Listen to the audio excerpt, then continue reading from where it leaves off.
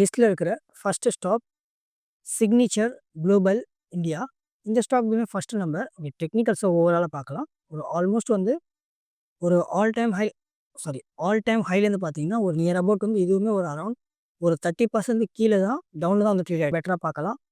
Support line கீழே பார்த்துச்சு and same time resistant line பார்த்தீங்கன்னா இதுவுமே நல்ல கிளியராக இருக்குது. அண்ட் அது மட்டும் இல்லாமல் ஒரு நல்ல ஒரு ஸ்ட்ராங்கான இப்போ ஒரு பிரேக் அவுட்டுமே கிடச்சிருக்கு, அதுவுமே கிளியராக பார்க்க முடியுது.